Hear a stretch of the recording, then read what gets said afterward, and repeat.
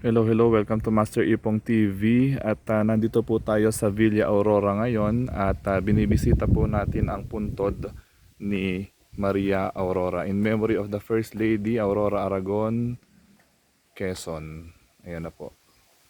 So nandito po ang Master Ipong TV. Ito po ang pook ng kinamatayan ni Doña Aurora Aragon, Quezon.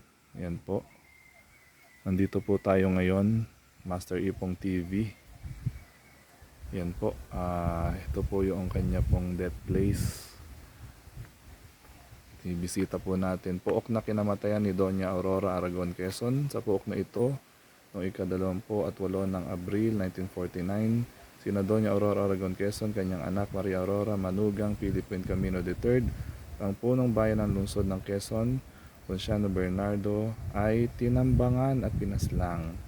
Ang pangkat ay patungong Baler, Tayabas, Ngayoy, Quezon upang dumalo sa pagpapasinaya ng Baler Memorial Hospital at paghahawi ng tabing ng makasaysayang palatandaan para kay Pangulong Manuel L. Quezon. Si Doña Aurora, kauna-unang ginang ng bansa, ay kilala sa kanyang mga gawaing sibiko para sa mga mahihirap at kapuspalad.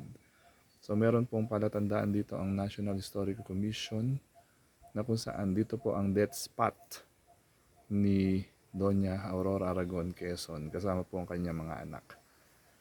So ayan po. Ito po mismo yung kanyang pook ng kinamatayan. Dito po sila tinambangan, kaya po makasaysayan po ito. Sa ngalan ng Ama, ng Anak at ng Espiritu Santo. Amen. Eternal rest grant unto Doña Aurora Aragon, Quezon, at lahat po ng namatay dito sa lugar na ito. May they rest in peace. May the souls of the faithful departed to the mercy of God rest in peace. Amen.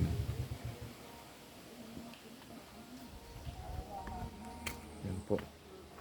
So ito po, dito po siya. Ayan po, in memoriam kay Primitivo San Agustin. Ayan po, may mga punto din po dito. Alaala ng mga nasawi.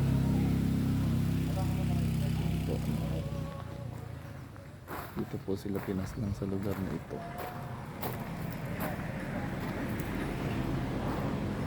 Kasama po ang escort nila Doña Aurora.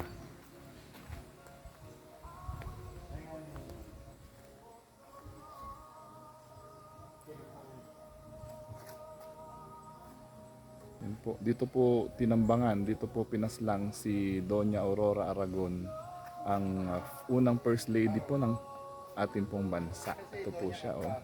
Ang asawa po ni President Manuel Luis Molina Quezon.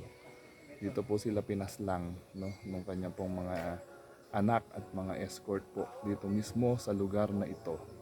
Dito po. Kaya nga itong lugar po na ito ay pinangalan ng Maria Aurora.